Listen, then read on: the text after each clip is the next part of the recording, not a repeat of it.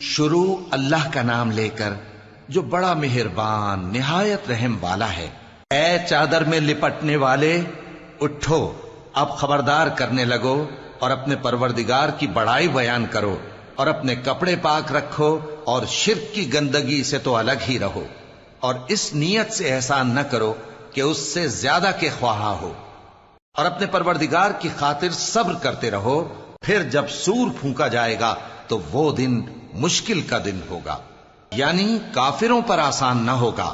مجھے اس شخص سے سمجھ لینے دو جس کو میں نے اکیلا پیدا کیا اور میں نے اس کو بہت سا مال دیا اور ہر وقت حاضر رہنے والے بیٹے دیے اور اس کو ہر طرح کے سامان میں وسعت دی، پھر بھی لالچ رکھتا ہے کہ میں اسے اور زیادہ دوں۔ ایسا ہرگز نہیں ہوگا، یہ ہماری آیتوں کا بڑا مخالف رہا ہے۔ میں اسے ایک بڑی چڑھائی چڑھاؤں گا۔ اس نے غور و فکر کیا اور ایک بات ٹھہرا لی، یہ مارا جائے، اس نے کیسی تجویز کی، پھر یہ مارا جائے، اس نے یہ کیسی تجویز کی۔ پھر اس نے نگاہ کی، پھر تیوری چڑھائی اور منہ بگاڑا، پھر پیٹ پھیر کر چلا اور تکبر کیا، پھر کہنے لگا یہ تو جادو ہے جو پہلے لوگوں سے برابر ہوتا آیا ہے۔ پھر بولا یہ اللہ کا کلام نہیں بلکہ بشر کا کلام ہے، میں ان قریب اس کو سقر میں داخل کروں گا، اور تم کیا سمجھے کہ سقر کیا ہے؟ وہ ایسی آگ ہے کہ نہ باقی رکھے گی اور نہ چھوڑے گی، اور بدن کو جھلس کر سیاہ کر دے گی۔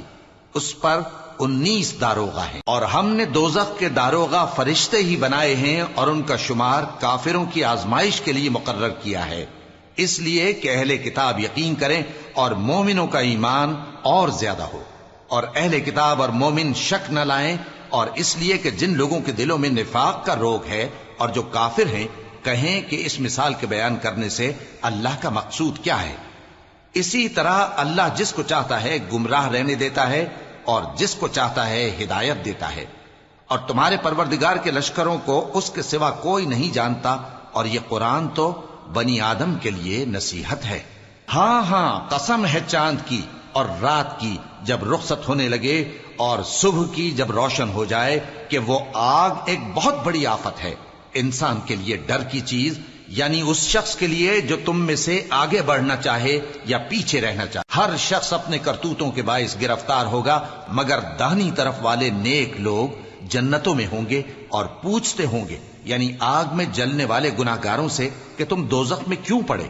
وہ جواب دیں گے کہ ہم نمازیوں میں شامل نہ ہوئے، اور نہ ہم فقیروں کو کھانا کھلاتے تھے، اور ہم بحث کرنے والوں کے ساتھ مل کر بحث کرتے تھے، اور روز جزا کو جھٹلاتے تھے، یہاں تک کہ ہمیں موت آ گئی۔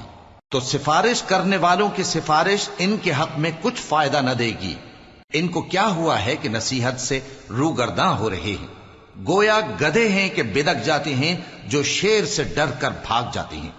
اصل یہ ہے کہ ان میں سے ہر شخص یہ چاہتا ہے کہ اس کے پاس کھلی ہوئی کتاب آئے، ایسا ہرگز نہیں ہوگا۔ حقیقت یہ ہے کہ ان کو آخرت کا خوف ہی نہیں۔ کچھ شک نہیں کہ یہ قرآن نصیحت ہے، تو جو چاہے اسے یاد رکھے، اور یاد بھی تبھی رکھیں گے جب اللہ چاہے۔ وہی اس لائق ہے کہ اس سے ڈرا جائے، اور وہی معاف کرنے والا ہے۔